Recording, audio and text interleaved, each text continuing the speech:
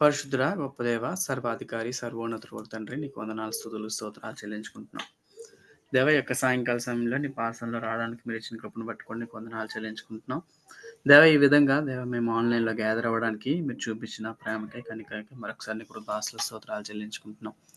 దేవా ఎటువంటి technical difficulties ఏవి లేకుండా ఉండగలుగుట్లో కూడా మీరు కృప చూపించండి. నీ యొక్క వాక్యాన్ని మేము సరిగా అర్థం చేసుకొని దాని ప్రకారం జీవించగలుగుట్లో కూడా మీరు మాకు కృప చూపించండి. మీరే సహాయం చేయండి. దేవా గత నెలలుగా యోధా పత్రికను మేము చదువుకోవడానికి, ధ్యానం చేసుకోవడానికి మీరు ఇచ్చిన కృపను పట్టుకొని నీకు వందనాలు. దేవా యొక్క దినంలో మేము దాన్ని కంప్లీట్ చేయబోతుండగా తద్వారా మేము నీ యొక్క వాక్యపు వెలుగులో జీవించగలుగుట్లో కూడా మీరు మాకు కృప చూపిస్తారు నమ్ముచు. ముందున్న సమయాన్ని కూడా మీరే మాకు తోడుంటారు నమ్ముచు. దేవుని యొక్క వాక్యాన్ని మాకు అర్థమయ్యే విధానంలో మీరు మాకు అర్థం చేసుకోగలుగుతూ సామర్థ్యం మీరు మాకు దయచేస్తారు నమ్ముచు. మరొకసారి నీకు వందనాలు, స్తుతులు, స్తోత్రాలు చెల్లించుకుంటూ చిన్న ప్రార్థన యేసునామములో అడిగి వేడుకొని అనుకుంటున్నాం తండ్రి. ఆమేన్. రైట్. మనం ఈరోజు యూదా పత్రికను మనం కంప్లీట్ చేసుకోబోతున్నాం. ఎందుకనంటే సుమారు ఒక 8 ఈ పార్ట్స్‌గా మనం చూసాం. సో, ఈరోజు నైన్త్ పార్ట్. ఈ యొక్క నైన్త్ పార్ట్‌తో మనం ఈ యొక్క యూదా పత్రికను మనం క్లోజ్ చేసుకోబోతున్నాం. సో, దానికన్నా చిన్న క్వెషన్. యూదా పత్రికలో ఎన్ని వచనాలున్నాయి? చెప్తారా ఎవరైనా? చూడకుండా. 25 వచనాలు. 25.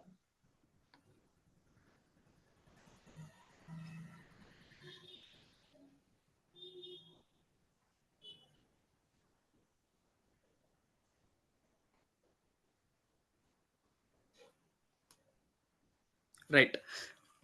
25 వచనాలు ఉన్నాయి కదా! ఓకే. సరే. ఈరోజు మనం 17-25 వచనాలు మనం చూడడానికి మనం ప్రయత్నం చేద్దాం.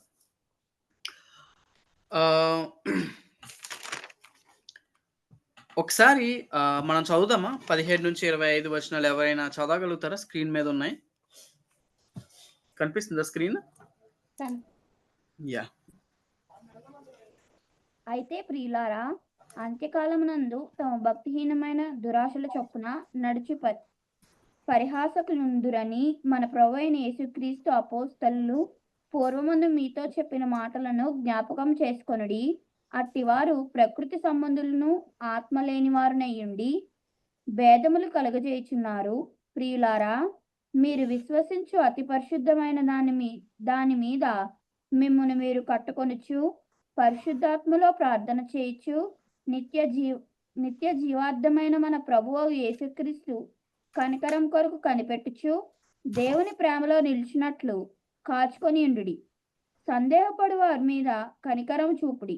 అగ్నిలో నుండి లాగినట్టు కొందరిని రక్షించుడి. శరీర సంబంధమైన వారి అపవిత్ర ప్రవర్తనకు ఏమాత్రమూ నొప్పుకొనక దానిని అసహించుకొనుచు భయంతో కొందరిని కరుణించుడి. తొట్రులకున్నా మిమ్మల్ని కాపాడుటకును తన మహిమ ఎదుట ఆనందంతో మిమ్మల్ని నిర్దోషులనుగా నిలవబెట్టుటకును శక్తిగల మన రక్షకుడైన అద్వితీయ దేవునికి మన ప్రభువైన యేసుక్రీస్తు ద్వారా మహిమయు మహత్యమును ఆధిపత్యమును అధికారమును యుగములకు పూర్వమును ఇప్పుడును సర్వయుగములను కలుగునుగాక. ఆమేన్. రైట్. ఇక్కడ మనం చూసాం కదా! సో, ఇక్కడ 17-25 వచనాలు గాని మనం గమనించినట్లయితే మనం ఈ యొక్క పత్రిక ఇంట్రడక్షన్‌లో మనం చూసాం. యూదా భక్తుడు ఎందుకు ఈ యొక్క పత్రికను రాయాల్సొచ్చింది? కాంటెక్స్ట్ ఏంటో చూసాం. సో, ప్రతి దానికి కాంటెక్స్ట్ ముఖ్యమని మనం ఫస్ట్ సెషన్‌లో మనం చూసాం కదా! సో, ఎందుకు రాసాడు?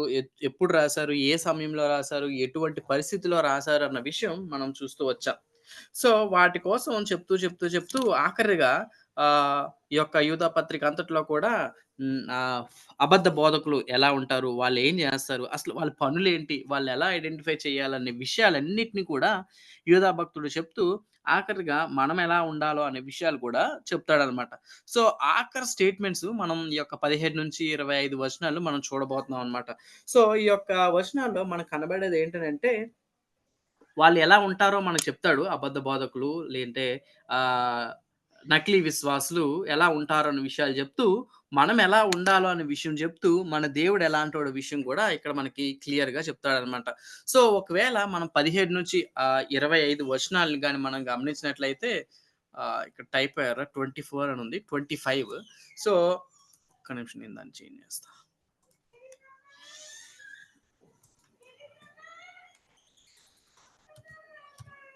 రైట్. కనిపిస్తుంది కదా స్క్రీన్? కనిపిస్తుంది. రైట్.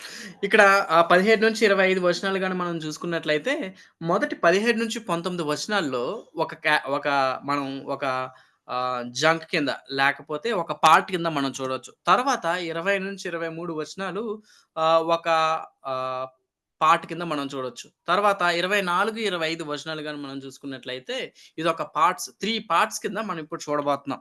సో, ఈ 3 పార్ట్స్‌లో మొట్టమొదటి భాగంలో ఏముంటదంటే, నకిలీ విశ్వాసులు లేదంటే అబద్ధ బోధకులు ఎలా ఉంటారు? వాళ్ళ యొక్క బుద్ధేంటి? వారి యొక్క ప్రవర్తన ఎలా ఉంటది? అనే విషయాలు మనకి యోధా భక్తుడు చెప్తారు. తర్వాత నిజమైన విశ్వాసులు ఎలా ఉంటారు? అసలు నిజంగా రక్షింపబడిన వాళ్ళు, నేను రక్షింపబడ్డాను, దేవుడు నన్ను రక్షించాడు, నేను దేవుని వెలుగులో నడుస్తున్నాను, దేవునితో నేను నడుస్తూ ఉన్నాను అని చెప్పుకునే విశ్వాసులు ఎలా ఉంటారు? వారి యొక్క బాధ్యతలేంటి? వారి యొక్క పనులేంటి? అనే విషయాలు కూడా చెప్తాడన్నమాట. ఆఖరిదిగా మనం అలా చేయడానికి మనతో పాటు ఒక నమ్మకమైన దేవుడున్నాడు. మనకు సహాయం చేసే దేవుడున్నాడు అనే విషయం కూడా ఈ యొక్క భాగంలో మనం చూస్తాం. మొట్టమొదటిగా నకిలీ విశ్వాసులను చూస్తాము. తర్వాత నిజమైన విశ్వాసులు ఎలా ఉంటారు? ఎలా ఉండాలో, ఎలా ఉండాలి అనే విషయాలు చెప్తాడు. తర్వాత మనకి సహాయకరంగా మన దేవుడు మనతో పాటు ఉన్నాడు అనే విషయాలు, ఈ యొక్క 3 విషయాలు మనకిక్కడ యోధా భక్తుడు క్లియర్‌గా ఎక్స్‌ప్లెయిన్ చేస్తాడనమాట. సో, ఏమి చెప్పారు ఈ యొక్క నకిలీ విశ్వాసుల కోసం ఎవరు ఏం చెప్పారనే విషయం గాని మనం చూసుకున్నట్లయితే 17-19 వచనాల్లో అపోస్తలులు లేకపోతే యేసుక్రీస్తు ప్రభువారితో పాటు ఉన్న అపోస్తలులు అంటే ఒక రకంగా పితరులు ఏం చెప్పారు అనే విషయాలు మనకి ఈ యొక్క యోధా భక్తుడు చెప్తాడు. తర్వాత ఏమి చేయాలి? అలా చెప్పారు కాబట్టి ఏం చేయాలి అనే విషయం కోసం మనం చూసేటప్పుడు ప్రస్తుత విశ్వాసులు ఏం చేయాలి అనే వారి యొక్క బాధ్యతల కోసం ఇక్కడ యూదా భక్తుడు చెప్తాడు. అసలు ఏమి చేస్తారు దేవుడు అంటే ఎవరు చేస్తారు అనే విషయం గాని చూసుకున్నట్లయితే, మన ప్రభువు మనకి సహాయం చేస్తాడు. నమ్మకమైన దేవుడు అనే విషయాన్ని మనం ఇక్కడ చూడబోతున్నాం. సో, అర్థమైంది కదా! మనం ఇప్పుడు ఏం చూడబోతున్నాం అంటే, నకిలీ విశ్వాసులు, నిజమైన విశ్వాసులు, నమ్మకమైన దేవుడు. ఈ యొక్క 3 భాగాలుగా మనం చూడడానికి మనం ప్రయత్నం చేద్దాం. మొట్టమొదటిగా 17-18 వచనాలు గాని మనం చదువుకున్నట్లయితే, అయితే ప్రియులారా అంత్యకాలమందు తమ భక్తిహీనమైన దురాశల చొప్పున నడుచు పరిహాసకులుందురని మన ప్రభువైన యేసుక్రీస్తు అపోస్తలులు పూర్వమందు మీతో చెప్పిన మాటలను జ్ఞాపకం చేసుకొనుడి. ఇక్కడ గాని మనం గమనించినట్లయితే ఇక్కడ యూదా భక్తుడు ఏమంటున్నాడంటే, మీరు జ్ఞాపకం చేసుకోండి, గుర్తుంచుకోండి. ఏంటనంటే ఇక్కడ కొన్ని విషయాలు చెప్తున్నాడు. ఎవరిని గుర్తుపెట్టుకోవాలి అనంటే, యేసుక్రీస్తు ప్రభువారితో పాటు ఉన్న అపోస్తులు ఏం చెప్పారో గుర్తుపెట్టుకోండి. సో, చాలా సార్లు మనం మన యొక్క ఆత్మీయ జీవితంలో అయితేనేమి, జనరల్ లైఫ్‌లో గాని చాలా సార్లు మన యొక్క స్వభావం ఎలాంటిదనంటే మర్చిపోయే స్వభావం. సో, యూదా రిమైండ్ చేస్తున్నాడన్నమాట వాళ్ళకి. రిపీటెడ్‌గా రిమైండ్ చేస్తాడు. రిమెంబర్, రిమెంబర్, రిమెంబర్ ఏంటి అనంటే, there is a danger ahead. Danger ఉంది. మనం రోడ్ మీద నుంచి వెళ్ళేటప్పుడు ఏదైనా గుంతలు గాని ఉండేటప్పుడు హైవేలో మనకి ఒక రెడ్ కలర్ బోర్డ్ కనిపిస్తదనమాట. రోడ్ క్లోజర్ అని, లేకపోతే రోడ్ డైవర్షన్ అని కనిపిస్తది. ఎందుకు అనంటే వెళ్ళే డ్రైవర్స్‌కి లేకపోతే వాహనం నడిపే వాళ్ళకి ముందుగానే ముందస్తు హెచ్చరిక కనిపిస్తది. ఒకవేళ వరదలొచ్చాయనుకోండి, లేదంటే తుఫానొచ్చిందనుకోండి, మన ఫోన్స్‌కి ఎస్ఎంఎస్‌లొస్తాయి. ఎందుకనంటే ఒకవేళ ఆహ్, తుఫాను వల్ల మీరు ఇబ్బంది పడతారేమో ముందుగానే మేము మీకు హెచ్చరిస్తున్నాము అనే హెచ్చరికలు మనకొస్తాయి. సో, అదే విధంగా బైబిల్ కూడా ఒక రకంగా చెప్పాలంటే యేసుక్రీస్తు ప్రభువారి శిష్యులు కూడా మనకు చెప్తున్న విషయం ఏంటనంటే డేంజర్ ఉంది. ఏంటా డేంజర్ అని మనం మాట్లాడుకున్నట్లయితే మిమ్మల్ని మోసం చేయడానికి, మిమ్మల్ని తప్పుడు త్రోవలో నడిపించడానికి, మిమ్మల్ని ఇన్‌ఫ్లూయెన్స్ చేసి మిమ్మల్ని డిస్టర్బ్ చేయడానికి కొంతమంది వ్యక్తులున్నారు. జాగ్రత్త. వారు ఎలాంటి వారు అన్న విషయం కోసం మనం చూడకముందు, ఎవరి మాటలు అనంటే ఇక్కడ చెప్తున్నాడు, అపోస్తలుల మాటలు జ్ఞాపకం చేసుకోండి. అంటే దేవుని మాటలు మీరు జ్ఞాపకం చేసుకోండి అని అంటున్నాడు. ఎవరి కోసం అని మనం ఆలోచన చేసినట్లయితే, ఎవరి కోసం జ్ఞాపకం చేసుకోవాలనంటే, ఈ పరిహాసకులుంటారు, అపహాసకులుంటారు, డేంజరస్ పీపుల్ ఉంటారు. డేంజరస్ పీపుల్స్ ఉంటారు. వారి కోసం మీరు జాగ్రత్తగా ఉండండి. వారి వలలో మీరు పడొద్దు. వారు ఎలాంటి వారు అనంటే మనకు కనిపిస్తది. ఏమంటున్నారంటే, వారు తమ భక్తిహీనమైన దురాశల చొప్పున నడుచుకుంటారు అంటే వారి యొక్క స్వభావం, వారిని ఇన్‌ఫ్లూయెన్స్ చేసేది ఏంటి అనంటే భక్తిహీనమైన దురాశలు. భక్తిహీనమైన దురాశల చేత వాళ్ళు ఇన్‌ఫ్లూయెన్స్ చేయబడతారు. అంటే వారిని ఇన్‌ఫ్లూయెన్స్ చేసేది ఏంటి అన్న విషయం మనం ఆలోచన చేసినట్లయితే, వారికి తమ యొక్క భక్తి లేని తనాన్ని బట్టి, వారి యొక్క దురాశలు వారిని ఇన్‌ఫ్లూయెన్స్ చేస్తాయి. ఒక వ్యక్తి యేసుక్రీస్తు ప్రభువారిని నమ్ముకున్నాడు అనంటే, ఆయన్ని ఇన్‌ఫ్లూయెన్స్ చేసేది ఏంటనంటే దేవుని యొక్క వాక్యం. ఒకవేళ ఆ వ్యక్తి దేవుని యొక్క వాక్యం చేత ఇన్‌ఫ్లూయెన్స్ అవ్వలేకపోతున్నాడు, దేవుని యొక్క వాక్యం ఆయనలో పనిచేయట్లేదు అనంటే దాని అర్థం ఏంటనంటే, బహుశా ఆ వ్యక్తి సరిగ్గా రక్షింపబడలేదేమో!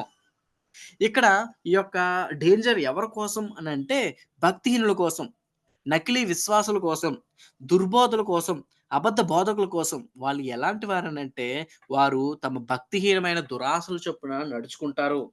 భక్తిహీనమైన దురాశలంటే ఏంటి అన్న విషయం గాని మనం గమనించినట్లయితే తర్వాత 19వ వచనంలో క్లియర్‌గా ఎక్స్‌ప్లెయిన్ చేస్తాడు. ఒకసారి ఇక్కడ మనం ఆగుదాం. చాలా సార్లు దేవుని యొక్క వాక్యం చేత మనం ఇన్‌ఫ్లూయెన్స్ అవ్వకుండా, దేవుని యొక్క బిడ్డల చేత మనం ఇన్‌ఫ్లూయెన్స్ అవ్వకుండా, మన యొక్క వరల్డ్‌లి ట్రెండ్స్‌ని బట్టి ఇన్‌ఫ్లూయెన్స్ అవుతున్నామా? అసలు మనల్ని ఇన్‌ఫ్లూయెన్స్ చేసేది ఎవరు? దేవుని యొక్క వాక్యమా? లేకపోతే చుట్టూ ఉన్న ప్రపంచమా? దేవుని యొక్క వాక్యమా? లేకపోతే చుట్టూ ఉన్న ఫ్రెండ్సా? దేవుని యొక్క వాక్యమా? లేకపోతే మన రిలేటివ్సా? ట్రెండ్సా? సోషల్ మీడియా ఏది మనల్ని షేప్ చేస్తుంది? అనే విషయాన్ని ఒకసారి మనం ఆలోచన చేసుకోవాలి. సో, యూదా భక్తుడు వారి యొక్క భక్తిహీనమైన దురాశల చొప్పున నడుచుకొనుచు అని చెప్తూ ఒక 3 కేటగరీస్ చెప్తాడు. వాళ్ళు ఆ విధంగా ఇన్‌ఫ్లూయెన్స్ అవ్వడానికి వాళ్ళు ఆ విధమైన ఆహ్, ప్రభావం కలిగున్నారు కాబట్టి వారు చేసే పనులేంటి అని వారి యొక్క ఎక్స్‌టర్నల్ ఫ్యాక్టర్స్ చెప్తాడు. ఒకవేళ మన యొక్క బాడీలో గాని ఏదైనా డిస్టర్బెన్స్ జరిగిందనుకో, వెంటనే బయటికి మేనిఫెస్ట్ అయ్యేది కనబడేది ఏంటనంటే జ్వరం. మనకి టెంపరేచర్ కనిపిస్తది. టెంపరేచర్ ఏమని డినోట్ చేస్తదనంటే, ఏం మనకి చెప్తదనంటే బాడీలో ఏదో తేడాగా ఉంది. సో, అబద్ధ బోధకులు, నకిలీ విశ్వాసులు వీళ్ళు చేసే పనులు ఎలాంటివనంటే ఇక్కడ 19వ వచనంలో క్లియర్‌గా ఎక్స్‌ప్లెయిన్ చేస్తాడు. వారు ప్రకృతి సంబంధులు, ఆత్మ లేని వారు భేదములు కలుగు చేస్తారనంట. అంటే ఇవన్నీ కలుగు చేయడానికి కారణం ఏంటనంటే, ఇంటర్నల్‌గా వారు దేనితో నింపబడ్డారు అనే విషయం గాని మనం చూసుకున్నట్లయితే, వారి యొక్క జీవితంలో అటువంటి అపవిత్రమైన దురాశల చేత వాళ్ళు నింపబడ్డారు కాబట్టి, వీటి యొక్క ఎఫెక్ట్. ఒకసారి ఆలోచన చేద్దాం. ఈ ఎలక్ట్రిసిటీ మనకు కనిపించదు. కానీ దాని యొక్క ఎఫెక్ట్ మాత్రం కనిపిస్తది. ఈ యొక్క దుర్మార్గులు లేకపోతే ఇటువంటి అబద్ధ బోధకులు వారి యొక్క జీవితంలో వారి యొక్క ఫలాలు మనకు కనిపిస్తాయి కదా! సో, అదే విధంగా వీరు చేసే పనులేంటనంటే వీరు ఖచ్చితంగా ప్రకృతి సంబంధులు. అంటే వారి యొక్క ఇంటర్నల్‌గా వాళ్ళు ఎలాంటి వారనంటే లోకంతో వారు ముడిపడిన వారు. లోకంతో కాంప్రమైజ్ అయిపోయిన వారు. మాకు లోకంలో ఏదో కావాలి. దానికి కావాలి కాబట్టి ఈ విధంగా మేము విశ్వాసులుగా నటిస్తున్నాం. లోకంలో మాకు ఫేమ్ కావాలి. మాకు బయట దొరకట్లేదు. క్రిస్టియానిటీలోకొస్తే మాకు ఫేమ్ వస్తది. మాకు క్రిస్టియానిటీలోకొస్తే మాకు గుర్తింపు వస్తది అన్న ఒక దురుద్దేశంతో వారు ఈ యొక్క విశ్వాసంలోనికి రావడానికి ప్రయత్నం చేస్తారు. వారిని యూదా భక్తుడు వారిని డిఫైన్ చేస్తూ, వాళ్ళని వర్ణిస్తూ వీళ్ళు ప్రకృతి సంబంధులు. వీళ్ళు నేచురల్ బీయింగ్స్. వాళ్ళు కార్నల్ బీయింగ్స్ అనే విషయం ఇక్కడ చెప్తాడనమాట. అంటే వారి యొక్క ఆశ ఎప్పుడు కూడా ఎటుంటదనంటే వారు ఇటువంటి కారణం చేత, ప్రకృతి సంబంధమైన కారణం చేత ఉంటది అనే విషయం మనకి కనిపిస్తది. ఒకసారి మార్కు సువార్త 7 అధ్యాయం 21 వచనం చదువుతారా ఎవరైనా? మార్కు సువార్త 7:21 ఒకసారి.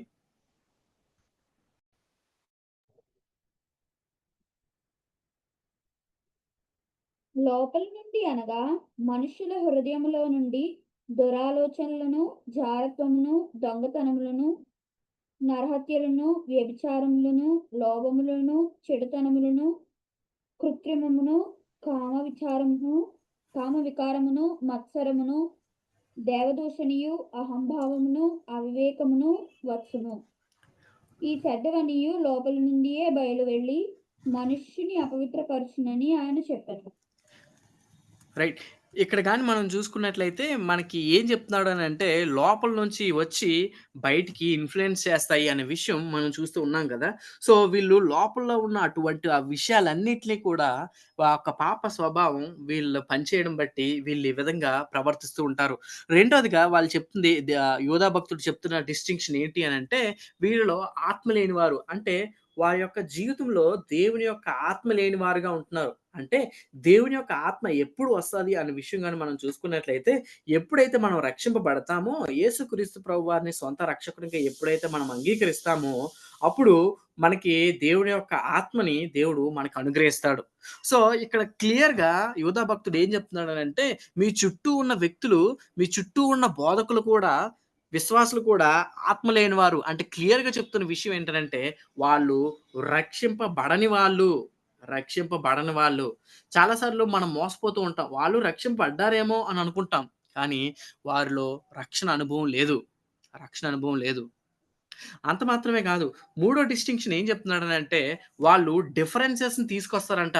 డిఫరెన్సెస్‌ని తీసుకొస్తారు. అంటే డిఫరెన్సెస్ అంటే ఏంటనంటే, సపోజ్ సహవాసంలో ఉన్నామనుకోండి. సహవాసంలో ఉన్న చీలికలు తీసుకొస్తారు. డివిజన్‌ని తీసుకొస్తారు. "ఏయ్! ఇది మనకు సెట్ అవ్వదురా" అని అంటారు. కానీ వాక్యానుసారంగా ఎక్స్‌ప్లెయిన్ చేయమంటే మాత్రం, వాళ్ళు మాత్రం ఎక్స్‌ప్లెయిన్ చేయరు. అంటే వారి యొక్క జీవితంలో గాని చూసుకున్నట్లయితే, వారి దాంట్లో ఆత్మ లేదు కాబట్టి, ఆత్మ లేకపోతే వాళ్ళు ప్రకృతి సంబంధులుగా లోకానుసారంగా ఆలోచిస్తారు కాబట్టి, కలిసి ఉండాలి, ప్రేమ కలిగి ఉండాలి, సమాధానం, బంధం చేత కట్టబడి ఉండాలి అనే విషయాలు కూడా వాళ్ళకి గుర్తుండవు. కాబట్టి వాళ్ళేం జేస్తారంటే, వారి యొక్క స్వంత కోరికల కోసం వాళ్ళు తమ యొక్క జీవితాల్ని, వారి జీవితాలను పాడు చేసుకోవడం మాత్రమే కాకుండా, చుట్టూ ఉన్న జీవితాలను కూడా వాళ్ళు ఇబ్బందుల్లోకి నెట్టేసే వారిగా ఉంటారు అనే విషయం మనం అర్థం జేసుకోవాలి. అంటే ఇంటర్నల్ విషయాలు మనకి ఎలా ఇన్‌ఫ్లూయెన్స్ చేస్తాయో, వారి యొక్క ఇంటర్నల్ జీవితంలో కూడా మనం చూసుకున్నట్లయితే చాలా భేదాలు కలిగించేవారుగా. ఎందుకనంటే దేవుని ఆత్మ వాళ్ళలో లేదు కాబట్టి ఈజీగా ఐడెంటిఫై చేయొచ్చు. ఈజీగా ఐడెంటిఫై చేయొచ్చు. సో, యోధా భక్తుడు ఏమంటున్నాడంటే, వారిని మీరు ఈజీగా ఐడెంటిఫై చేయొచ్చు. ఎందుకనంటే, వారిలో ఆత్మ లేదు. మీలో డివిజన్స్ తీసుకొస్తున్నారు. ఒకవేళ మీరు డివిజన్స్‌ని తీసుకొస్తున్నట్లయితే, ఒకసారి మీరు ఆలోచన చేయండి. మీ యొక్క జీవితం దేవుని చేత, వాక్యం చేత కట్టబడుతుందా? లేకపోతే దేవుని యొక్క వాక్యం చేత కాకుండా, లేకపోతే మన యొక్క వరల్డ్‌లి ట్రెండ్స్‌ని బట్టి కట్టబడుతుందా? అనే విషయాన్ని మనం జాగ్రత్తగా ఆలోచన చేసుకోవాలి. సో, వీరి యొక్క 3 క్యారెక్టర్స్ ఎక్స్‌ప్లెయిన్ చేస్తాడనమాట. సో, మనం అనుకోవచ్చు బయటికి మంచిగానే ఉన్నారు కదా! అని అనుకోవచ్చు. కానీ లోపల దేవుని యొక్క ఆత్మ లేదు కాబట్టి వారి యొక్క పనులు ఎప్పటికో ఒకప్పుడు తెలిసిపోతది.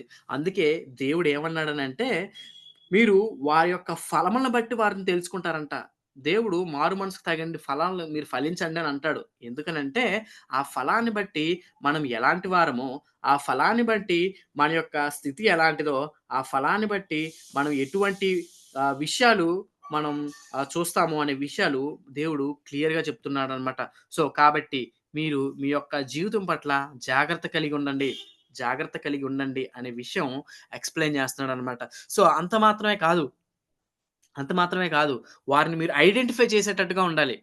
సపోజు మన ఇంటికొచ్చి దొంగ ఈజీగా దోచుకొని ఎళ్ళిపోతున్నాడనుకోండి. దాని అర్థం ఏంటి అనంటే, మనం దొంగకి చాలా ఛాన్స్ ఇచ్చేసామని అర్థం. అంటే దొంగ ఈజీగా వచ్చి వెళ్ళిపోతున్నాడు అనంటే దాని అర్థం ఏంటనంటే, దొంగ ఈజీగా మన ఇంటికొచ్చి వెళ్ళిపోగలడు అనే సామర్థ్యం లేదంటే అటువంటి విషయం మనం వాడికిచ్చేసాం. సో, ఒకవేళ దొంగ మన ఇంట్లో పడేటప్పుడు ఎంత జాగ్రత్తగా ఉంటామో, మనం కూడా మన యొక్క అబద్ధ బోధల విషయంలో, నకిలీ విశ్వాసుల విషయంలో కూడా చాలా జాగ్రత్తగా ఉండాలి. ఒకవేళ జాగ్రత్త లేకపోతే మన ఆత్మీయ జీవితంలో చాలా కోల్పోయే అవకాశం ఉంటది. దొంగ దేనికొస్తాడనంటే, మనం సంపాదించింది తీసుకొని ఎళ్ళిపోవడానికి. దొంగ దేనికొస్తాడనంటే, మన దగ్గర నుంచి దోచుకోవడానికి. సో, మన దగ్గర నుంచి దోచుకోబడకుండా ఉండాలంటే, మనం దొంగకి ఛాన్స్ ఇవ్వకూడదు. ఎట్లా ఛాన్స్ ఇవ్వకుండా ఉంటాము అనంటే, తర్వాత విషయాలు మనకి భక్తుడు ఎక్స్‌ప్లెయిన్ చేస్తున్నాడనమాట. ఈ తర్వాత విషయాలు మనకి భక్తుడు ఎక్స్‌ప్లెయిన్ చేస్తూ ఏమంటున్నాడనంటే, ఆహ్, 20వ వచనం. 20, 21 వచనం చదువుతారా ఎవరైనా? ప్రియులారా, హ్మ్. మీరు విశ్వసించు అతి పరిశుద్ధమైన దాని మీద ఆ! మిమ్మును మీరు కట్టుకొనుచు, హ్మ్. పరిశుద్ధాత్మలో ప్రార్థన చేయుచు, హ్మ్. నిత్య జీవార్థమైన మన ప్రభువగు యేసుక్రీస్తు కనికరం కొరకు కనిపెట్టుచు, హ్మ్. దేవుని ప్రేమలో నిలుచున్నట్లు కాచుకొనియుండుడి. హ్మ్. రైట్. ఇప్పుడు ఏమంటున్నానంటే, ఇప్పుడు అటువంటి డేంజర్ ఉంది కాబట్టి, ఇప్పుడు అటువంటి ఇబ్బంది ఉంది కాబట్టి వాళ్ళకి కొన్ని సజెషన్స్ ఇస్తున్నాడు. మీ యొక్క జీవితాలు చాలా జాగ్రత్తగా ఉండాలి. ఎందుకనంటే దొంగలు మీ చుట్టూ ఉన్నారు. ఇబ్బంది చేసేవాళ్ళు మిమ్మల్ని దోచుకునే వాళ్ళు మీ చుట్టూ ఉన్నారు కాబట్టి, మీరు చాలా జాగ్రత్తగా ఉండండి అనే విషయాలు ఎక్స్‌ప్లెయిన్ చేస్తున్నాడనమాట. సో, మొట్టమొదటిగా 4 విషయాలు వీళ్ళకి చెప్తున్నట్టుగా మనం చూస్తూ ఉంటాం. సో, 4 విషయాలు ఏంటి అన్న విషయాలు గాని మనం చూసుకున్నట్లయితే, మొట్టమొదటిగా మీరు కట్టుకోవాలి. మిమ్ముల్ని మీరు కట్టుకోనండి అంటున్నాడు. తర్వాత మీరు ప్రార్థన చేయండి అని అంటాడు. మూడోదిగా కనిపెట్టండి అని అంటాడు. నాలుగోదిగా నిలిచుండండి అని అంటున్నాడనమాట. సో, వాళ్ళకి 4 సజెషన్స్ ఇస్తున్నాడు. సో, యూదా భక్తుడు అటువంటి డేంజరస్ టైమ్స్‌లో మనల్ని మోసం చేసే టైంలో మనం మా యొక్క జీవితాలు ఎలా కాపాడుకోవాలి, ఎలా ఉండాలి అనే విషయం కోసం ఎక్స్‌ప్లెయిన్ చేస్తూ ఏమంటాడనంటే మీరు జీవితాలు కట్టుకోవాలంటే, మీ జీవితాలు భద్రంగా ఉండాలనంటే, ఈ 4 విషయాలు చాలా జాగ్రత్తగా చూసుకోండి. 4 విషయాలు చాలా జాగ్రత్తగా చూసుకోండి అని అంటున్నాడు. ఏంటా 4 విషయాలు అన్న విషయాలు మనం చూద్దాం. సో, మొట్టమొదటగా ఒక్కొక్క విషయం మనం చూడడానికి మనం ప్రయత్నం చేద్దాం. మొట్టమొదటగా ఏమంటున్నాడంటే, మిమ్మును మీరు కట్టుకొనుచు అని అంటున్నాడనమాట. సో, కట్టుకోనండి. దేని మీద కట్టుకోవాలి అనే విషయం కోసం మనం యోధా భక్తుడిని అడిగితే, అతి పరిశుద్ధమైన దాని మీద అంటున్నాడు. సో, ఏంటి అతి పరిశుద్ధమైనది అన్న విషయం గాని మనం జాగ్రత్తగా గమనించినట్లయితే ఇక్కడ ఆయన రిఫర్ చేస్తున్న విషయం ఏంటనంటే, దేవుని యొక్క వాక్యం మీద మీరు జీవితాలను కట్టుకోండి. మనం మొదటి వచనాల్లో గాని మనం చూసుకున్నట్లయితే, అతి శ్రేష్టమైనది ఆ ఒక్కసారి అప్పగింపబడింది ఏంటి అనంటే, మా అపోస్తలుల బోధ. దేవుని యొక్క teachings, right teachings, right teachings మీద మీ జీవితాలను మీరు కట్టుకోండి అని చెప్తున్నాడు కదా! సో, అదే విధంగా ఇక్కడ మరలా వాళ్ళకి రిమైండ్ చేస్తున్న విషయం ఏంటనంటే, మీ యొక్క జీవితం భద్రంగా ఉండాలంటే, మీ యొక్క జీవితం సేఫ్ హ్యాండ్స్‌లో ఉండాలనంటే, మిమ్ముని మీరు కట్టుకోండి. మిమ్ముని మీరు కట్టుకోండి. దేని మీదనంటే, దేవుని యొక్క వాక్యం మీద. దేవుని యొక్క వాక్యం మీద మిమ్మును మీరు కట్టుకొనండి అనే ఈ యొక్క విషయాలు చెప్తున్నారనమాట. సో, ఏంటి అనంటే అతి పరిశుద్ధమైనది, మనకు చాలినది, మనకు సరిపోయినది ఏంటి అనంటే దేవుని యొక్క వాక్యం.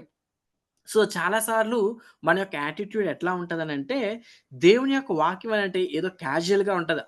ఏదో ఈరోజు చదివాం కదా అని అనుకుంటాం. కానీ యోధా భక్తుడు అక్కడున్న ప్రజలకి ఎంత చక్కగా వాళ్ళకి వార్న్ చేస్తున్నాడనంటే, మీ జీవితాలు భద్రం చేయబడాలంటే, మీ జీవితాలు కట్టబడాలంటే, వాక్యం మీద మీ జీవితాలు మీరు కట్టుకోనండి. వాక్యం మీద జీవితాలు కట్టుకుంటేనే మీ జీవితాలు బాగుపడతాయి. సో, ఈయనేమంటున్నాడంటే, మీరు అతి పరిశుద్ధమైన దానికి ఎంచండి ఫస్టు. మనం ఏదైనా గాని విలువైనదిగా ఎంచితేనే జాగ్రత్తగా మనం వాడతాం. సపోజు ఒకవేళ మన తల్లిదండ్రులు ఒక ఫోను కొనిచ్చారనుకోండి. సపోజ్ మన తల్లిదండ్రులు ఒక రూ. 1500 ఫోను, దాంతో పాటు ఒక రూ. 50,000 ఫోను, మామూలు నోకియా ఫోన్ చిన్నది, ఒక యాపిల్ ఫోను 17 సీరీస్ గాని మీకిచ్చారనుకోండి. సో, రెండిట్లో దేన్ని బాగా జాగ్రత్తగా చూస్తారు అని గాని మనం అడుక్కున్నట్లయితే, యాపిల్ ఫోన్‌ని మనం చాలా జాగ్రత్తగా చూస్తాం. ఎందుకనంటే, అది విలువైనది, అది ఖరీదైనది, అది ఇంకా చాలా మంచిగా వాడుకోవచ్చు. ఈ యొక్క నోకియా ఫోన్ ఎలా పడితే అలా వాడొచ్చు గానీ, యాపిల్ ఫోన్‌ని చాలా జాగ్రత్తగా వాడతాం. ఎందుకనంటే, దాని యొక్క విలువేంటో మనకు తెలుసు. సో, అదే విధంగా మీరు మీ యొక్క ఆత్మీయ జీవితానికి వాక్యం విలువైనదిగా అని మీరు ఎంచగలిగినట్లయితే, వాక్యం నాకు విలువైనది అని మీరు అనుకొనగలిగినట్లయితే, మీరు దాన్ని అతి పరిశుద్ధమైన దానికి ఎంచి, దాని మీద మీ జీవితాన్ని మీరు కట్టుకుంటారు. దాని మీద మీ జీవితాన్ని మీరు కట్టుకుంటారు. మార్టిన్ లూథర్ అనే భక్తుడు ఇలా అంటాడు. Only one book is enough అని అంటాడు. అంటే ఆయన ఉద్దేశ్యం ఏంటనంటే, ఈ యొక్క ప్రపంచంలో దేవునికి దగ్గరగా జీవించడానికి ఒక పుస్తకం చాలు. అదే బైబిల్. బైబిల్ చాలు మన యొక్క జీవితాలు సరిగ్గా జీవించడానికి. బైబిల్ చాలు మన యొక్క జీవితాలు భద్రంగా కాచుకోవడానికి. అదే విధంగా జాన్ బన్యన్ అనే భక్తుడు ఇలా అంటాడు. ఏమంటాడంటే, "either this book will keep you from sin are sin will keep you away from this book." అంటే ఆయన ఏమంటాడంటే, పాపం నుంచి ఈ పుస్తకం లేదా ఈ బైబిల్ నీకు దూరంగా ఉంచుతుంది పాపాన్ని. లేకపోతే పాపమే ఈ యొక్క పుస్తకాన్ని నుంచి నిన్ను దూరం చేస్తుంది అని. సో, మనం ఈ యొక్క బైబిల్‌కి ఎంత దగ్గరగా ఉంటామో, పాపానికి అంత దూరంగా ఉంటాము. పాపానికి ఎంత దూరంగా ఉంటామో, దేవునికి అంత దగ్గరగా ఉంటాము. దేవునికి అంత దగ్గరగా ఉంటామో, మన యొక్క జీవితాలు అంత చక్కగా కట్టబడతాయి. అందుకే పౌలు భక్తుడు కూడా అంటాడు, మీరు కట్టబడాలని అంటాడనమాట. మీరు లోతుగా వేరుపారిన వారై, మీరు ఇంటి వలె కట్టబడేవారుగా ఉండాలని అంటాడనమాట. So, we have to build కట్టుకోవాలి. మన జీవితాలు వాక్యం మీద కట్టుకోవాలి. యేసుక్రీస్తు ప్రభువారు ఉపమానం కూడా చెప్తాడు కదా! బండ మీద కట్టుకున్న ఇల్లు, ఇసుక మీద కట్టుకున్న ఇల్లు. మనం కట్టుకోవాలి. దేని మీదనంటే ఇసుక మీద కాదు, బండ మీద. దేవుని యొక్క వాక్యం అనే రైట్ అండర్‌స్టాండింగ్ మీద, రైట్ డాక్ట్రిన్ మీద మన యొక్క జీవితాల్ని కట్టుకునేవారుగా ఉండాలి. కట్టుకునేవారుగా ఉండాలి. ఆ విధంగా మనం కట్టుకునేవారుగా ఉన్నట్లయితే, మన జీవితాన్ని మనం చక్కగా మనం నడిపించుకోగలుగుతాం. రెండో విషయం, రెండో విషయం ఆయన ఏం మాట్లాడుతున్నాడంటే, పరిశుద్ధాత్మతో ప్రార్థన చేయొచ్చు అని అంటున్నాడనమాట. రెండోదిగా ఆయన ఇస్తున్న సజెషన్ ఏంటంటే, ఫస్ట్ టిప్ ఏంటంటే, build your life on word of God. రెండోదిగా ప్రే ఇన్ హోలీ స్పిరిట్. పరిశుద్ధాత్మలో ప్రార్థన చేయండి. ఆయన ఇచ్చే రెండో సజెషన్ ఏంటంటే, ప్రార్థన చేయండి. ఆయన యొక్క ఆధీనంలో ప్రార్థన చేయండి. ఆయన యొక్క ఇన్‌ఫ్లూయెన్స్‌తో ప్రార్థన చేయండి. ఆయన యొక్క శక్తితో మీరు ప్రార్థన చేయండి. ప్రార్థన చేయండి. సో, ఆ విధంగా మన యొక్క జీవితాల్లో కట్టబడాలనంటే, మనకి అటువంటి వాక్యానుసారంగా జీవితం మనం కట్టబడాలనంటే, మనకు సహాయకరంగా ఉండేది ప్రార్థన. ప్రార్థన మన యొక్క జీవితాల్ని కట్టడానికి, ప్రార్థన మన యొక్క జీవితాల్ని చక్కగా ఉండడానికి సహాయం జేస్తది. సహాయం జేస్తది. ఈఎం బౌన్స్ అనే భక్తుడు ఏమంటాడంటే, ప్రార్థన అనేది ఒక క్లాస్ రూమ్‌లో నేర్చుకునేది కాదు. ఒక సీక్రెట్ రూమ్‌లో లేకపోతే ఒంటరిగా మనం నేర్చుకునేది. అంటే ప్రార్థన అంటే చాలా సార్లు వాళ్ళు చెప్పిన మాటలు, వీళ్ళు చెప్పిన మాటలు ఒక క్రియేటివ్‌గా మనం బిల్డ్ చేయాలని చూసుకుంటాం. కానీ ప్రార్థన అంటే మన యొక్క స్వంత మాటలతో దేవుని యొక్క మాటల్ని దేవునితో మాట్లాడడం. మన యొక్క ఫ్రెండ్‌తో ఏ విధంగా అయితే క్యాజుయల్‌గా మాట్లాడతామో, సో, ఆ విధంగా దేవునితో మాట్లాడడం. దేవునితో మనం సహవాసం చేయడం. వాక్యం చేత మనం కట్టబడాలి. ఈ యొక్క ప్రార్థన చేత మనం కట్టబడ్డానికి అటువంటి పునాదులు ఆ విధంగా మనకి ప్రార్థన సహాయం జేస్తది. ఏడబ్ల్యూ టోజర్ భక్తుడు ఏమంటాడంటే, key to prayer is a simply pray. ప్రార్థన చేయడానికి ఒక రకమైన టిప్ ఏది అనంటే ప్రార్థన చేయండి అని అంటాడు. ఇంకో భక్తుడు ఏమంటాడంటే ప్రార్థన చేయాలనిపించట్లేదు అని అంటేనే ప్రార్థన చేయమని మనకి మన బాడీ చెప్తుంది అని అర్థం. నిజమే కదా! చాలా సార్లు మనకు ప్రార్థన చేయాలని అనిపియదు. అదే సమయం ఏంటనంటే, అదే సమయంలో మనం ప్రార్థన చేయాలి అనే ఇండికేషను మన బాడీ మనకిస్తుంది అని అర్థం. సో, ప్రార్థనలో మనం పరిశుద్ధాత్మతో మనం ప్రార్థన చేయుచూ ఉండాలి. సో, మూడోదిగా చూద్దాం. మూడోదిగా ఏమంటున్నాడనంటే, నిత్య జీవార్థమైన ప్రభువగు యేసుక్రీస్తు కనికరం కొరకు కనిపెట్టుచు అని అంటున్నాడనమాట. సో, కనిపెట్టాలి. కనిపెట్టాలి. ఏం కనిపెట్టాలి అనంటే, దేనికోసం కనిపెట్టాలనంటే, నిత్య జీవార్థమైన, నిత్య జీవాన్ని, నిత్య జీవమైన అర్థాన్ని ఇచ్చే యేసుక్రీస్తు ప్రభువారి యొక్క కనికరం కోసం మీరు కనిపెట్టుకొని ఉండాలి అనే విషయం తను చెప్తున్నాడు. అంటే ఆయన ఏం చెప్తున్నాడనంటే, వి హావ్ ఎ ప్రామిస్. మనకి ఒక వాగ్దానం ఉంది. ఏంటనంటే నిత్య జీవం. నిత్య జీవం దేవుడు అనుగ్రహిస్తాడు. కాబట్టి మీరు కనిపెట్టుకొని ఉండండి. మీకున్న కష్టాలను చూసి మీరు వెనక్కెళ్ళిపోవద్దు. మీకున్న ఇబ్బందులను చూసి మీరు వెనక్కెళ్ళిపోవద్దు. Wait upon the Lord. Wait upon the Lord. ఆయన ఇస్తున్న మూడో సజెషన్ ఏంటనంటే wait. Wait upon the Lord. ఎందుకనంటే ఆయన నమ్మకమైన వాడు. ఆయన వాగ్దానం చేశాడు. ఏంటనంటే నిత్య జీవాన్ని వాగ్దానం చేశాడు. ఆయన యొక్క కనికరం కోసం కనిపెడదాం. కనికరం కోసం కనిపెడదాం. సో, ఆయన యొక్క కనికరం కోసం మనం కనిపెట్టాలి అనే మూడో సజెషన్ ఇస్తున్నాడనమాట. సో, ఆయన యొక్క కనికరం ఎలాంటిది అన్న విషయం గాని మనం ఆలోచన చేసుకున్నట్లయితే, మన యొక్క జీవితాలను గాని మనం చూసుకున్నట్లయితే, మన కనికరం ఏంటో మనకు అర్థమవుతది. ఆయన కనికరం ఏంటో అర్థమవుతది. మనం శిక్షకి అర్హులం. మనం పాపం చేత, అపరాధం చేత చచ్చిన వారమై ఉన్నప్పుడు యేసుక్రీస్తు ప్రభువారు మనల్ని కనికరించి ఒకవేళ యాక్సిడెంట్ అయిందనుకోండి, ఒక పెద్ద రోడ్‌లో ఎవ్వరు లేరు హైవేలో మనం ఒక్కరమే బైక్ మీద ఎళ్తున్నాం అనుకోండి. సడెన్‌గా మనకి యాక్సిడెంట్ అయిందనుకోండి. యాక్సిడెంట్ అయ్యేటప్పుడు చుట్టూ ఎవరు లేరు. ఎవరు సహాయం అడగడానికి కూడా ఎవరు మన దగ్గరలో లేరు. అటువంటి దీన స్థితిలో పడిపోయి ఉన్నప్పుడు ఎవరైనా ఒకరొచ్చి మనల్ని తీసుకొచ్చి హాస్పిటల్‌లో జాయిన్ చేసి, హాస్పిటల్‌లో బిల్లు కట్టి, మనల్ని బాగా రికవర్ అయ్యేంత వరకు మనల్ని జాగ్రత్తగా చూసుకున్నారనుకోండి. వాళ్ళకి ఎంత థాంక్స్ చెప్తాం. సో, అటువంటి పరిస్థితిలో పాపం నుంచి మనల్ని మనం రక్షించుకోలేము. పాపం నుంచి ఎవరు కూడా మనల్ని రక్షించలేరు. అటువంటి ప్రదేశంలో, అటువంటి ఇబ్బందుల్లో, అటువంటి పరిస్థితిలో మనం ఉన్నప్పుడు యేసుక్రీస్తు ప్రభువారు మన కొరకు భూమి మీదకొచ్చి మనల్ని రక్షించడానికి ఆయన యొక్క కనికరాన్ని చూపించి, మన యొక్క స్థానంలో సిలువకెక్కి మనల్ని రక్షించడానికి ఆయన సిలువలో మరణిస్తూ వచ్చాడు. ఆ కనికరం బట్టి, ఆ కనికరం బట్టి నువ్వు వెయిట్ చేయాలి. ఎందుకనంటే ఆ కనికరాన్ని మనం ఒప్పుకున్నట్లయితే, ఆయన్ని స్వీకరించినట్లయితే నిత్య జీవార్థమైన వాగ్దానం మనకుంది. నిత్య జీవం అనే వాగ్దానం ఉంది. ఆ వాగ్దానం కోసం కనిపెట్టుకుందాం. ఆ వాగ్దానం కోసం కనిపెట్టుకుందాం. ఇబ్బందులు రావని కాదు. ఇబ్బందులొస్తాయి. ఇబ్బందులొచ్చినప్పటికీ కూడా కనిపెట్టడంలో మనకి అటువంటి ఆనందం ఉంటది. ఇబ్బందులున్నప్పటికీ కూడా మనం కనిపెట్టుకొనుండాలి అనే విషయం మనకి మూడో సజెషను యూదా భక్తుడిస్తున్నాడు. మొట్టమొదటి సజెషన్ ఏంటనంటే, మిమ్మల్ని మీరు కట్టుకోండి అని అంటున్నాడు. దేవుని యొక్క వాక్యం మీద మిమ్మల్ని మీరు కట్టుకోనండి అని అంటున్నాడు. రెండోదిగా పరిశుద్ధాత్మలో మీరు ప్రార్థన చేయండి అని అంటున్నాడు.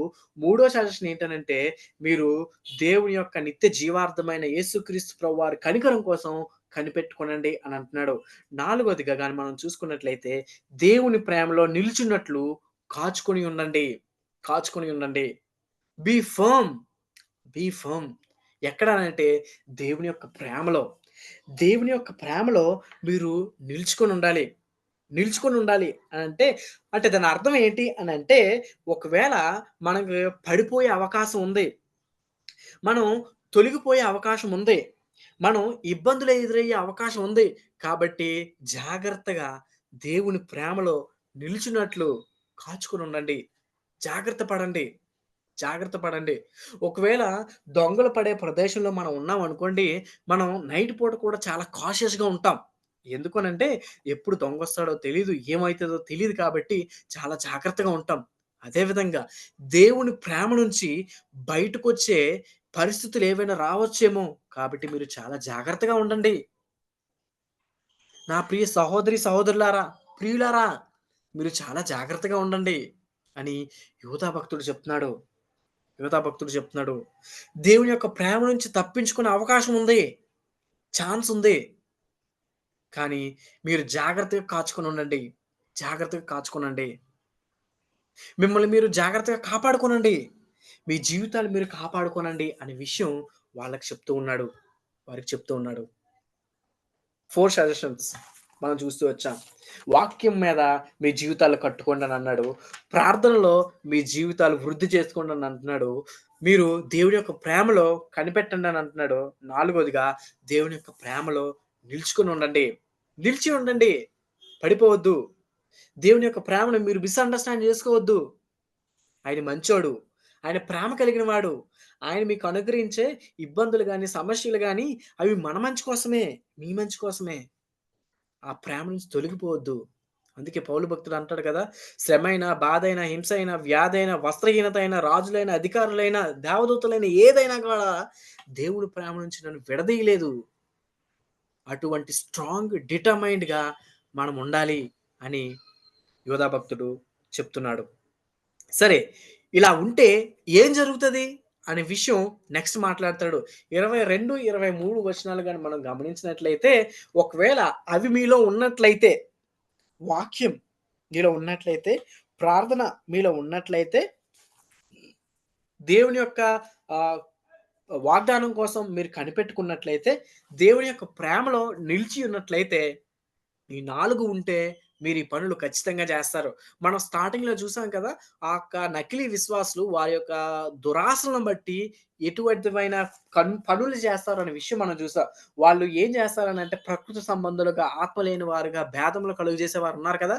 సో, అది వాళ్ళకి కాజ్ అండ్ ఎఫెక్ట్ మనం చూస్తాం. ఒకవేళ మనం నిజంగా రక్షింపబడిన వ్యక్తులమైతే మన జీవితంలో కూడా ఈ యొక్క పనులు కనిపించాలి. ఏంటి అనంటే 22, 23 వచనాల్లో మనకి క్లియర్‌గా కనిపిస్తాయి. ఏంటనంటే సందేహపడు వారి మీద కనికరం చూపండి. అగ్నిలో నుంచి లాగినట్టు కొందరిని రక్షించండి. కొందరిని మీరు భయంతో కరుణించండి. 3 విషయాలు మనం చూస్తాం. కనికరం చూపించండి, రక్షించండి, కరుణించండి అని 3 విషయాలు మనం చూస్తాం. ఇవెప్పుడు చేయగలమనంటే, మనం మిగతా 4 ఎదుగుతున్నట్లయితే మనం చూడగలం. ఆ 4 మనం ఎదగకపోతే, ఆ 4 మనం దేవుని యొక్క స్వారూప్యంలోకి ఎదగట్లేదనంటే, ఇవి మనకి కనిపియవు. ఒక వ్యక్తిని చూస్తున్నట్లయితే, ఒక వ్యక్తి అబద్ధ బోధకుల కింద వెళ్ళిపోతున్నప్పుడు, మనం వారిని చూసి కనికరం పడతాం. వారిని అగ్నిలో నుంచి లాగినట్టుగానంటే అర్జెన్సీ అనమాట. సపోజు మన మన ఇంటి పక్కనున్న వారికి అగ్నిలో చిక్కుకున్నారనుకోండి. అగ్నిలో చిక్కుకునేటప్పుడు వాళ్ళు బయటకి రాకుండా పరిస్థితిలో ఉన్నప్పుడు, మనం వెంటనే వారిని వెళ్లి మన యొక్క చేతనైన సహాయం చేయడానికి చూస్తాం. అంటే అది ఇమ్మీడియేట్ యాక్షన్. మన చేతిలో ఏమున్నాయని చూడము, మన చుట్టూ ఏముందని చూడము, వెంటనే వాళ్ళని రక్షించాలని చూస్తాము. అదే విధంగా మీరు అటువంటి అర్జెన్సీతో మీరు పని చేయండి. మీరు వారికి దేవుని గురించిన సత్యాన్ని తెలియజేయండి. దేవుని గురించిన విషయాన్ని మీరు వారికి తెలియజేయండి అనే విషయం మనం ఇక్కడ చూస్తాం. సో, ఆ విధంగా మీరు పని కలిగి ఉండండి. కనికరం చూపించండి. రక్షించండి. భయంతో కొందరిని కరుణించండి. సో, ఈ టైంలో ఒక కాషన్ ఉంది.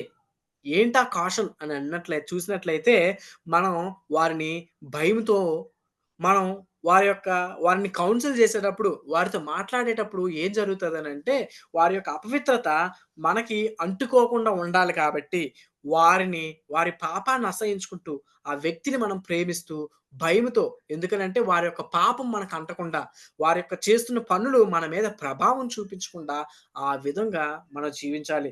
మన ఫ్రెండ్స్ మనల్ని ఇన్‌ఫ్లూయెన్స్ చేస్తారు. ఫ్రెండ్స్ మనం పాపం చేయడానికి ప్రోత్సహిస్తారు. ఆ ప్రోత్సహించే సందర్భంలో పాపాన్ని చేయకుండా, పాపాన్ని ఒప్పుకోకుండా, అపవిత్రమైన ప్రవర్తనకు ఏమాత్రం మనం ఛాన్స్ ఇవ్వకుండా వారిని రక్షించేవారిగా ఉండాలి. చాలా సార్లు ఈ విషయంలో మనం పడిపోతూ ఉంటాం. చాలా సార్లు మనం ఈ విషయంలో వెనక్కెళ్ళిపోయే అవకాశం ఉంది. అందుకే యోధా భక్తుడు చాలా జాగ్రత్తగా ఉండండి మీరు. భయంతోని మీరు వారిని కరుణించండి. వారి పాపాన్ని అసహించుకుంటూ వారి యొక్క ప్రాణాన్ని మీరు కాపాడండి అని వారికి సజెషన్ ఇస్తున్నాడు. జాగ్రత్త. చుట్టూ ఉన్న రోజులు బాగలేవు. నిన్ను ఇన్‌ఫ్లూయెన్స్ చేసే ప్రపంచంలో ఉన్నావు. దేవుని యొక్క వాక్యం ఏం చేస్తదంటే, నిన్ను ఇన్‌ఫ్లూయెన్స్ చేయడం మాత్రమే కాకుండా, నీ చుట్టూ ఉన్న వారికి కూడా ఇన్‌ఫ్లూయెన్స్ చేసేదిగా ఉంటది. ఒకవేళ వెలుగు నీ దగ్గర ఉందనుకోండి, చీకటిలో నీ దగ్గర చిన్న కొవ్వొత్తు గాని, టార్చ్ గాని ఉందనుకోండి, అది నీకు మాత్రమే వెలుగివ్వదు. చుట్టూ ఉన్న వారికి కూడా వెలుగునిస్తది. అదే దేవుని యొక్క వాక్యం నీలో పనిచేసే విధానం. ఒకవేళ నీలో దేవుని యొక్క వాక్యం గాని పనిచేస్తున్నట్లయితే, అది నీ చుట్టూ ఉన్న వారికి కూడా ఎంతగానో ఉపయోగకరంగా ఉంటది. ఎంతగానో ఉపయోగకరంగా ఉంటది. సో, ఈ విధంగా మనం రక్షించాలి, కనికరం చూపించాలి, కరుణించాలి అనే విషయం మనకి యూదా భక్తుడు తెలియజేస్తున్నాడనమాట. సో, ఇవి మనం ఎదుగుతున్నాము అని అనడానికి గుర్తులు. ఒకవేళ ఈ విషయంలో గాని మనం తగ్గిపోతున్నాం అన్నట్లయితే, మన యొక్క ఎదుగుదల కూడా ఎక్కడో ఆగిపోయింది అని మనం ఆలోచన చేయాల్సిందే. ఆఖరిగా 24, 25 వచనాలు గాని మనం చూసుకున్నట్లయితే, ఈ పనులన్నీ చేయడానికి నాకు సహాయం కావాలి. ఈ పనులు నేను చేయాలనుకుంటున్నాను. కానీ నేను చేయలేకపోతున్నాను. నేను పరిశుద్ధంగా ఉండాలనుకుంటున్నాను. ఉండలేకపోతున్నాను. వాక్యం చదవాలనుకుంటున్నాను. చదవలేకపోతున్నాను. ప్రార్థన చేయాలనుకుంటున్నాను. కానీ ప్రార్థన సరిగ్గా చేసుకోలేకపోతున్నాను. దేవుని యొక్క వాగ్దానం కోసం కనిపెట్టాలనుకుంటున్నాను. కానీ కనిపెట్టుకోలేకపోతున్నాను. దేవుని యొక్క ప్రేమలో నేను ఖచ్చితంగా నిలిచుండాలని అనుకుంటున్నాను. కానీ పడిపోతున్నాను. నాకు సహాయం ఏమైనా ఉంటదా? అని అడిగినట్లయితే సహాయం 24, 25 వచనాల్లో మనకు కనిపిస్తది. తొట్రిల్లకుండా మిమ్మును కాపాడుటకును, తన మహిమ ఎదుట ఆనందంతో మిమ్ముల్ని నిర్దోషులుగా నిలవబెట్టుటకును, శక్తిగల మన రక్షకుడైన అద్వితీయ దేవునికి మన ప్రభువైన యేసుక్రీస్తు ద్వారా మహిమయు, మహాత్యమును, ఆధిపత్యమును, అధికారమును, యుగయుగముల పూర్వమును, ఇప్పుడును, సర్వయుగమును కలుగునుగాక. ఆమేన్ అని అంటున్నాడు. ఇక్కడ మనం 3 విషయాలు మనం చూడొచ్చు. ఏంటనంటే మన దేవుడు కాపాడే సామర్థ్యం కలిగిన వాడు. మన దేవుడు ఎలాంటి వాడనంటే, మనల్ని కాపాడే సామర్థ్యం కలిగిన వాడు. రెండోదిగా మనల్ని నిలువబెట్టే నమ్మకమైన వాడు. మనల్ని నమ్మకమైన వాడు. మూడోదిగా ఆరాధనకు యోగ్యుడు. 3 విషయాలు మనం ఇక్కడ చూస్తున్నాం కదా! సో, ఇక్కడ మనకు కనిపించేదేంటంటే, తొట్టిల్లకుండా మనల్ని కాపాడే దేవుడు. మనల్ని తప్పిపోకుండా, మనల్ని ఇబ్బందులు కానివ్వకుండా మనల్ని కాపాడే దేవుడు. మనల్ని ఈజీగా మనల్ని దేవుని యొక్క వాక్యం చేత దేవుని యొక్క వాక్యం చేత మనం నిలబెట్టబడ్డానికి, దేవుని యొక్క వాక్యం చేత మనం కట్టబడ్డానికి దేవుడు మనకి సహాయం చేసే దేవుడు. కాబట్టి మనల్ని కాపాడే దేవుడు. రెండోదిగా తన మహిమ ఎదుట ఆనందంతో మనల్ని నిర్దోషులుగా నిలవబెట్టే దేవుడు. అంటే మనల్ని ప్రస్తుతంలో మాత్రమే కాదు, మనల్ని ఫ్యూచర్‌లో కూడా మనల్ని కాపాడే దేవుడు. మనల్ని నిర్దోషులుగా నిలవబెట్టేవాడు. నిలవబెట్టేవాడు. అంత మాత్రమే కాదు, ఆఖరిదిగా యోధా భక్తుడు ఆయన ఎలాంటి వాడో తెలుసా? ఆయన ఎంత గొప్పవాడో తెలుసా? కాపాడే నమ్మకమైన వాడు, కాపాడే సామర్థ్యం కలిగిన వాడు, మనల్ని నమ్మకంగా నిలబెట్టేవాడు. ఆయన గొప్పతనాన్ని నేను వర్ణించలేను. నేను వర్ణించేది కొంచెమే అని చెప్పి ఆయన ఎలాంటి వాడంటే శక్తిగల దేవుడు, శక్తిగల రక్షకుడైన అద్వితీయ దేవుడు మన దేవుడు. ప్రభువైన యేసుక్రీస్తు ద్వారా ఆయనకి మహిమ, మహాత్యము, ఆధిపత్యము, అధికారము, యుగములకు పూర్వము అంటే పాస్ట్, ఇప్పుడును అంటే ప్రెజెంట్, సర్వయుగములు అంటే ఫ్యూచరు ఆయనకి ఎప్పుడూ ఉంటది. ఆయన అటువంటి గొప్ప దేవుడు. మన దేవుడు ఎలాంటి దేవుడనంటే అటువంటి గొప్ప దేవుడు. అటువంటి మంచి దేవుడు, అటువంటి అద్భుతం చేసే దేవుడు, అటువంటి ఆధిపత్యం కలిగిన దేవుడు, అటువంటి అధికారం కలిగిన దేవుడు, అటువంటి మహాత్యం కలిగిన దేవుడు, అటువంటి మహిమ కలిగిన దేవుడు మన దేవుడు. ఆ దేవుడిని మనం ఆరాధించకుండా ఉండలేము. ఎందుకనంటే ఆయన మనల్ని నమ్మకమైన వాడుగా కాపాడుతున్నాడు. మనల్ని నిర్దోషులుగా నిలవబెడుతున్నాడు. కాబట్టి మన యొక్క పాపంలో మనకి తొట్టిల్లకుండా, మన యొక్క ఇబ్బందుల్లో మనం పడిపోకుండా, మనల్ని కాపాడే దేవుడిని మనం ఆరాధించుకుంటూ, కాపాడే దేవుడిని మనం తలంచుకుంటూ, మనం మన యొక్క విశ్వాస జీవితంలో వాక్యం చేత మనం కట్టబడేవారుగా, ప్రార్థనలో మనం పోషించబడేవారుగా, దేవుని యొక్క కనికరం కోసం కనిపెట్టేవారుగా, దేవుని యొక్క ప్రేమలో నిలవబడేవారుగా ఉండేటట్టు మనందరం కూడా సిద్ధపడాలిగా ఉండేలాగున దేవుడు మనందరినీ సిద్ధపరచులాగున మనం దేవుణ్ణి ప్రార్థనలో మనం సహాయం అడుగుదాం. దేవుడి వాక్యాన్ని దీవించును గాక. ఆమేన్.